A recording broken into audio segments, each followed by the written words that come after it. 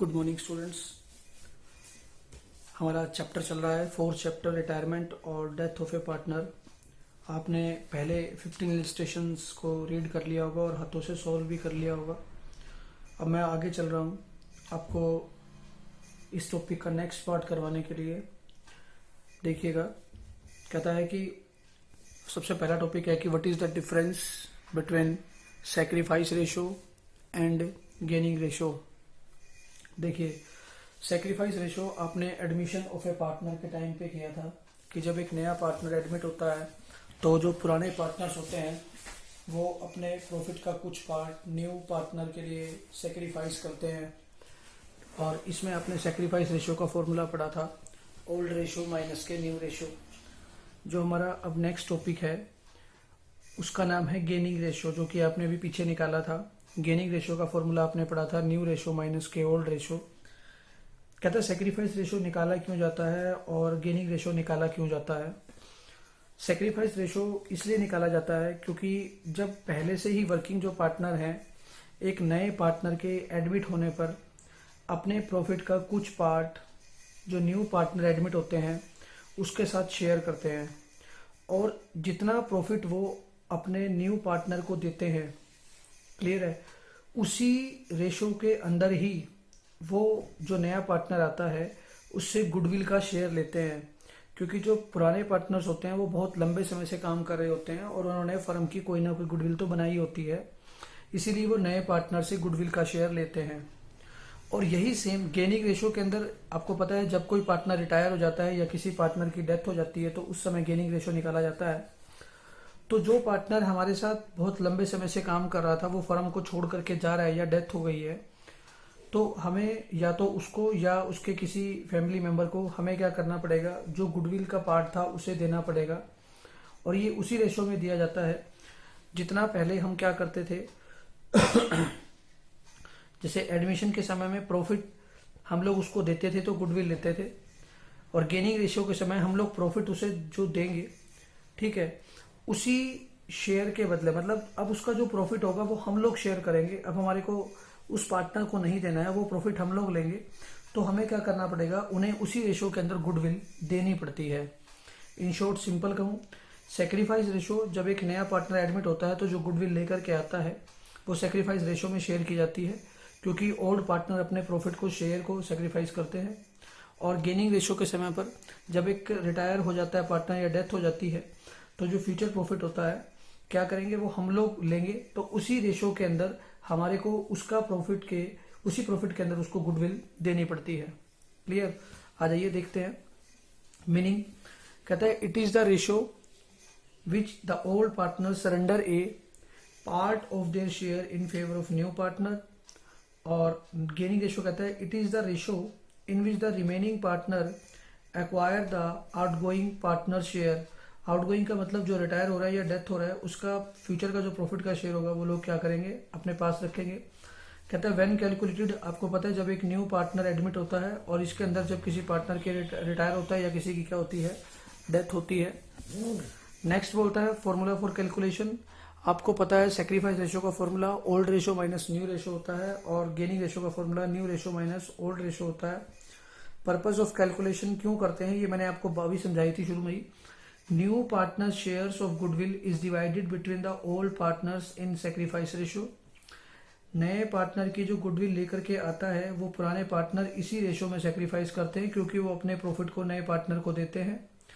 और जो gaining ratio है, goodwill paid to retiring partner is paid by the remaining partners in the gaining ratio. ये gaining ratio में देते हैं क्योंकि वो लोग उसके प्रॉफिट को अपने पास रखते हैं कंटिन्यूइंग पार्टनर, और रिटायरिंग पार्टनर को क्या करते हैं, गुडविल को पे करते हैं। क्लियर है? तो ये था हमारा इन दोनों चीज़ों का डिफरेंस, और पेपर में बोर्ड में कई बार आ जाता है कि सैक्रिफाइस और गेनिंग रेशो का डिफरेंस बताइए। इन चारों में से कोई एक पॉइंट भी पूछ सकता है आपसे, बाकायदा पॉइंट का नाम देगा और आपको उसके बेस पर डिफरेंस बताना होगा। अब आपका जो नेक्स्ट टॉपिक आता है accounting treatment of goodwill. Accounting treatment of goodwill, ये वो गुडविल है जिस समय जब कोई पार्टनर रिटायर होता है या उसकी डेथ हो जाती है तो अब फ्यूचर में वो तो प्रॉफिट लेगा नहीं, तो जो उसका प्रॉफिट होगा जो पुराने पार्टनर्स काम कर रहे होंगे वो लेंगे। मान लीजिए कि A B and C 3 partners थे और सपोज करो कि सी मर गया या रिटायर हो गया, तो अगर मान लो इनका रेशियो था 3:2:1 का, तो सी का शेयर बनता है 1/6। सी रिटायर हो गया तो ये जो सी का प्रॉफिट है ये ए और बी क्या करेंगे, अब आपस में शेयर करेंगे। तो जिस शेयर में ये लोग अपने इसके प्रॉफिट को शेयर करेंगे, उसी शेयर के अंदर ए और बी क्या करेंगे, दोनों ही सी को गुडविल का अमाउंट देंगे, क्योंकि सी लंबे समय से काम कर रहा था तो उस समय गुडविल तो बन गई होगी। तो बस यही चीज़ों को हमें ध्यान रखना है। कहता है जब एक पार्टनर रिटायर होता है या अगर किसी की डेथ हो जाती है, तो आप रिटायरिंग पार्टनर को और डेथ होने वाले पार्टनर को किन किन चीज़ों को देते हैं, ध्यान रखना आप क्या क्या देते हैं। ध्यान, बिल्कुल सिंपल सी बात है। एक तो जो पार्टनर रिटायर हो रहा है या उसकी डेथ हो रही है, वो क्या क्या लेगा। एक तो अपने हिस्से का कैपिटल लेगा, सबसे इम्पोर्टेंट बात। दूसरी बात, कैपिटल लेने के बाद उसे चाहिए होगा अपने हिस्से का प्रॉफिट, जिस समय वो मरा है उस समय तक का, और अगर लॉस है तो उसका लॉस में भी क्या होगा, शेयर होगा। एक वो अपने हिस्से की क्या लेकर के जाएगा, गुडविल। फिर अगर कोई भी एक्यूमुलेटेड प्रॉफिट है या लॉस है तो वो भी क्या करेगा, लेकर के जाएगा। और अगर रिवैल्यूएशन का प्रॉफिट है या लॉस है तो वो भी उसको क्या होगा, शेयर करना पड़ेगा। तो ये एक रिटायरिंग पार्टनर को या डेथ होने वाले पार्टनर्स को मिलते हैं। फिलहाल में हमें एक कैपिटल का तो पता है, बड़ा सिंपल सा ट्रीटमेंट होता है। हम अभी गुडविल की बात कर रहे हैं। गुडविल का हम ट्रीटमेंट क्या करेंगे, सबसे पहले हम लोग अभी गुडविल का ट्रीटमेंट बता रहे हैं कि गुडविल का ट्रीटमेंट आप करेंगे क्या। आपको सिंपल शब्दों में लिखना है। अब देखो, जब कोई पार्टनर रिटायर होके जा रहा है या डेथ हो रही है तो उसको ये लोग गुडविल का अमाउंट देंगे, तो उस पार्टनर की कैपिटल क्या हो जाएगी, बढ़ जाएगी। तो हमें क्या लिखना होता है, और ये कौन देगा, उसको कंटिन्यूइंग पार्टनर देंगे। हम इसकी एंट्री क्या करेंगे, continuing partner capital account debit, partners capital account debit to retiring partner या डेथ होने वाला partner, to retiring partner capital account, या जो मर चुका है, जो मर जाता है उसको हम लोग बोलते हैं डिकीज्ड पार्टनर। डिकीज का मतलब मर जाना। डिकीज्ड पार्टनर कैपिटल अकाउंट उसके अकाउंट में जाएगी। और आपको ये भी पता होना चाहिए, मैं बार बार बोल रहा हूँ, ये किस रेशो में जाएगी, गेनिंग रेशो में जाएगी। तो मतलब अगर जब कोई पार्टनर रिटायर होता है या उसकी डेथ हो जाती है, दोनों ही केस के अंदर हम लोग जो गुडविल का ट्रीटमेंट करेंगे, जिस दिन वो मरा है उस दिन गुडविल की वैल्यूएशन की जाएगी, तो उसको इस रेशो में क्या करेंगे, हम लोग डिवाइड करेंगे। ध्यान रखना, अगर आपके पास कोई ओल्ड गुडविल है, ये आपको मैंने पहले बताया था, ऐसे लिखा हुआ गुडविल ऑलरेडी अपीयर्स, ये ओल्ड गुडविल होती है, या ये आपको मिलेगी बैलेंस शीट की एसेट साइड में, ये आपकी ओल्ड गुडविल होती है। ये अलग है और ये अलग है, दोनों सेपरेट हैं। इसको आपको पता है कि हम इसे राइट ऑफ करते हैं, और इसको राइट ऑफ करने का तरीका आपको पता है, old partners capital account debit to goodwill, और किस रेशो में जाती है ये भी आपको पता है, इन ओल्ड रेशो। क्लियर है। तो ये हमारा टॉपिक था आज का। अगर आपके पास किसी प्रकार की कोई गुडविल पुरानी है तो उसको राइट ऑफ करेंगे। कहता मान लीजिए अगर 3 पार्टनर थे, ए, बी और सी, और अगर सी रिटायर हो गया, तब भी हम इस गुडविल को तीनों ही पार्टनर्स में क्या करेंगे, राइट ऑफ करेंगे। आइए आपको क्वेश्चन करके दिखाते हैं। आप इलस्ट्रेशन नंबर 16 निकाल लीजिए पहले, और साथ साथ हम आगे चलते हैं। इलस्ट्रेशन नंबर 16 को सॉल्व कैसे करना है देखिए, मैं आपको 4-5 एग्जाम्पल रीड करके बताता हूँ। कहता है पी, क्यू और आर 3 पार्टनर्स हैं भाई, आर इक्वल पार्टनर्स, ये तीनों के तीनों इक्वल पार्टनर्स हैं। R retires and the goodwill of the firm is valued at 3,60,000। R चला गया, और जो उस is good and the goodwill is valued, firm की गुडविल है, ध्यान रखना, फर्म की गुडविल है 3,60,000। No goodwill appears as yet in the books of the firm, यानी कि पुरानी कोई भी गुडविल नहीं है। P and Q agree to share future profit in the ratio of 3:2। ये आपका न्यू रेशियो आ गया, ये आपका न्यू रेशियो है। और ये दो तीनों इक्वल पार्टनर थे तो 1:1:1 ये आपका क्या हो गया, ओल्ड रेशियो। तो आपको केवल एक एंट्री करनी है। 3,60,000 जो भी आपका गेनिंग रेशियो आएगा, गेनिंग रेशियो को हम लोग उसको 3,60,000 से क्या कर देंगे, मल्टीप्लाई कर देंगे। क्लियर। तो कहता है आइए गेनिंग रेशियो निकाल के देखते हैं। गेनिंग रेशियो का फॉर्मूला होता है न्यू रेशियो माइनस के ओल्ड रेशियो। ये निकाल रखा है। ओल्ड रेशियो आपका 1:1:1 था और न्यू रेशियो 3:2 का था। तो देखो मैं लिख देता हूँ, पी क्यू आर का 1:1:1 ये आपका ओल्ड रेशियो था और न्यू रेशियो पी और क्यू में क्या है, 3:2 है। तो न्यू रेशियो 3/5 माइनस के 1/3। तो इस तरीके से पी का निकाल लिया इन्होंने 4/15 और क्यू का निकाल लिया इन्होंने 1/15। ये लोग गेन कर रहे हैं। तो जितना भी अमाउंट गुडविल का है 4,50,000 मल्टीप्लाई 4/15 मल्टीप्लाई 3,60,000 1/15 मल्टीप्लाई 3,60,000 ये दोनों क्या कर रहे हैं, इसको गेन कर रहे हैं। तो हम क्या करेंगे, इसका अमाउंट आता है 96,000 24,000 और ये किसको देंगे, आर को। तो आर की कैपिटल क्या हो जाएगी, क्रेडिट हो जाएगी। कितने अमाउंट से हो जाएगी, 1,20,000 से। हमारा क्वेश्चन सोल्व हो गया। पेपर में ये क्वेश्चन ऐसा 3 नंबर में या 4 नंबर में पक्का आता है। आगे चलते हैं। कहता है when the goodwill account is already appear in the books. अगर गुडविल ऑलरेडी बुक्स में अपीयर है यानी कि ओल्ड गुडविल है, तो इसको राइट ऑफ करने का तरीका मैं आपको बता चुका हूं। All partners capital account debit to goodwill, goodwill existing in the books. आइए इसका एग्जांपल भी आपको करके बताता हूँ। कहता देखिए ए बी और सी 3 पार्टनर्स हैं, इनका प्रॉफिट शेयरिंग रेशियो है 3:2:1। Goodwill is appearing in the books यानी कि ये ओल्ड गुडविल है 2,40,000। बी रिटायर्स, बी चला जाता है and on the day of B retirement goodwill is valued at 6 lakh. जिस दिन बी रिटायर हुआ उस दिन गुडविल की वैल्यू कितनी है, 6 lakh. A and c decided to share future in the ratio 3:2। Okay जी, ये ओल्ड रेशियो था, ये आपका न्यू रेशियो है। तो पहले आप गेनिंग रेशियो निकालेंगे। गेनिंग रेशियो में ए और सी दोनों क्या कर रहे हैं, गेन कर रहे हैं। 3:7 आ गया। क्लियर।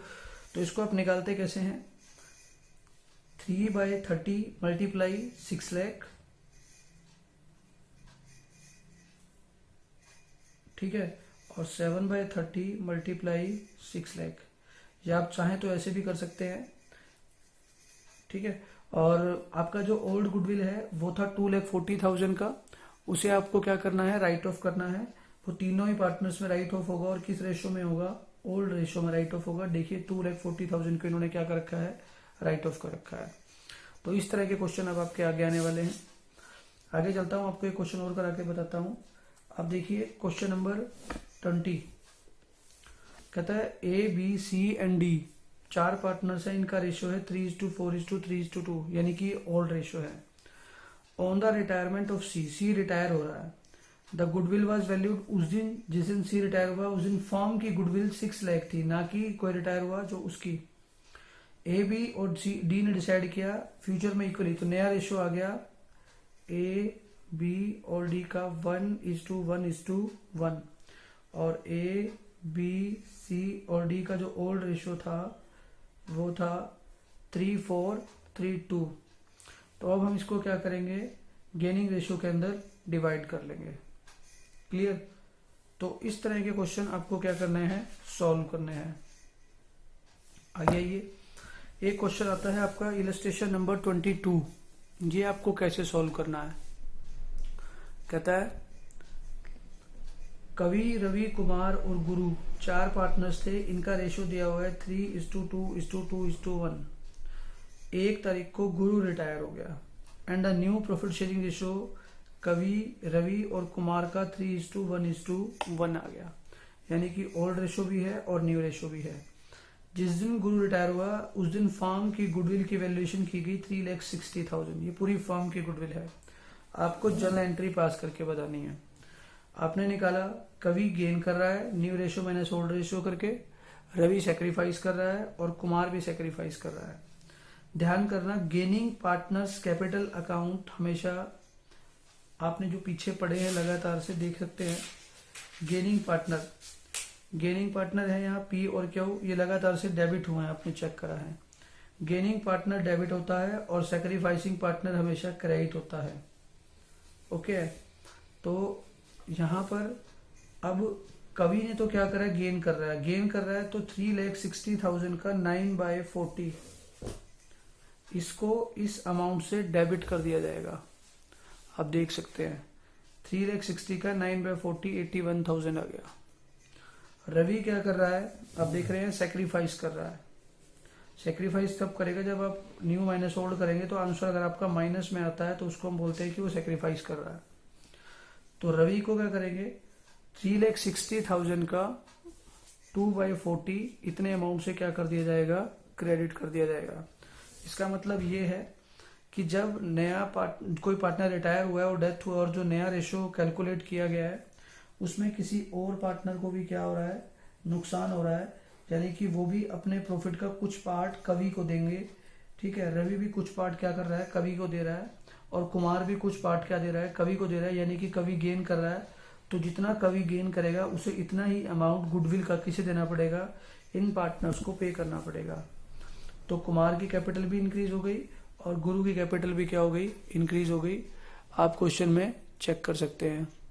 ठीक है, तो इस तरह के क्वेश्चन आपको सॉल्व करने हैं।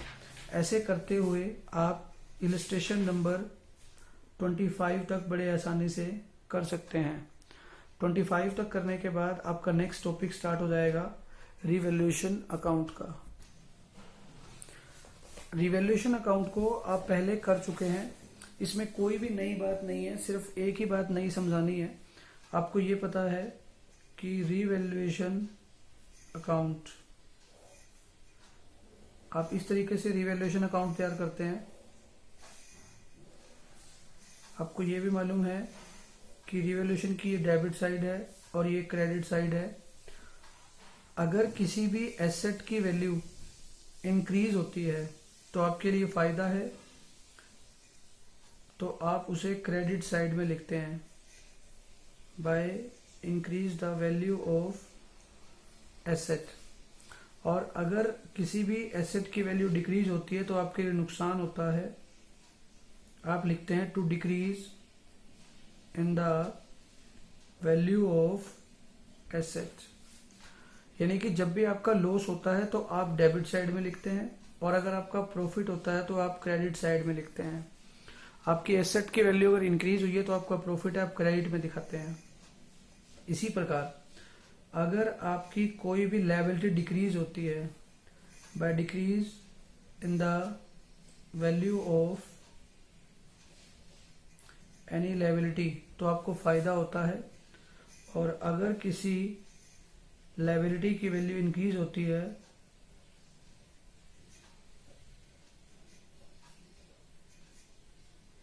तो आप उसे डेबिट साइड में लिखते हैं। फिर अगर किसी प्रकार की अनरिकॉर्डेड एसेट मिलती है तो आपका फायदा होता है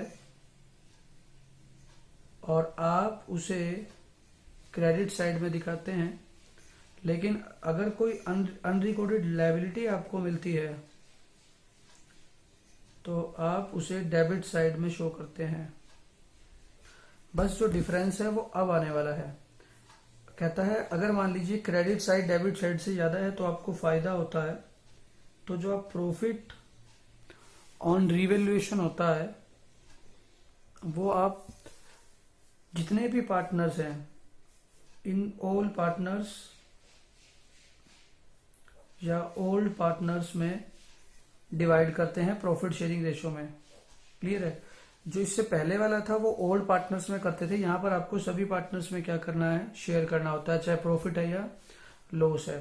तो ये आपका रिवैल्यूएशन अकाउंट का टॉपिक था जो कि आप पहले भी कर चुके हैं, सेकेंड चैप्टर में भी और थर्ड चैप्टर में भी।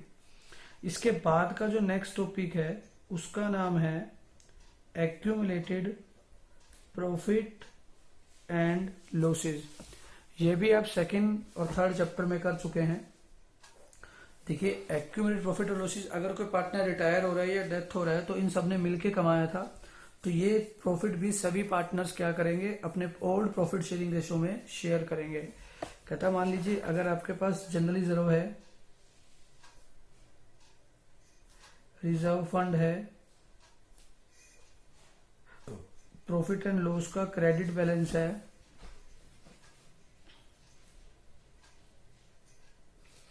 ठीक है। तो ये सभी पार्टनर्स में क्या होता है, to all partners capital account in old ratio, सबसे बड़ी बात यही है। और इसी प्रकार आपके पास अगर workman compensation reserve, investment fluctuation reserve है, वो भी आप क्या करेंगे, old partner capital account in old ratio में डिवाइड करेंगे। तो इसमें कोई ऐसी नई बात नहीं है जो आपको ना आती हो। और जो लास्ट चीज है, अगर आपके पास कोई भी एक्यूमुलेटेड लॉस है तो वो भी आप पढ़ चुके हैं, वो आपको कैसे ट्रांसफर करना है, old partners capital account debit to, अगर प्रॉफिट एंड लॉस का लॉस है, और अगर आपके पास एडवर्टाइजमेंट सस्पेंस अकाउंट में या डेफर्ड रेवेन्यू एक्सपेंडिचर में कुछ पैसा है तो आप उसे किस रेशो में डिवाइड करते हैं, इन ओल्ड रेशो के अंदर। बस यही चीजें हमने पीछे पढ़ी हैं शुरू के 2 चैप्टर में। हालांकि मैंने इसको थोड़ा तेजी से कराया है, आपको क्लियर फिर भी हो गया होगा। तो इसमें कोई नई बात नहीं है। या तो वो बांटने के लिए कहेगा या आपसे कहेगा कि सिंगल एडजस्टमेंट एंट्री पास करो। ये भी आप 2nd चैप्टर में और 3rd चैप्टर में कर चुके हैं। जब सिंगल एडजस्टमेंट एंट्री पास करने को बोलता है तो आप क्या करेंगे, गेनिंग रेशो के अंदर इसकी सिंगल एंट्री पास कर देते हैं। तो इस तरीके से आप क्वेश्चन करते हुए इलस्ट्रेशन नंबर 30 तक आप बड़े आसानी से सॉल्व कर सकते हैं। अगर किसी को डाउट आता है तो आप मेरे से पूछ सकते हैं।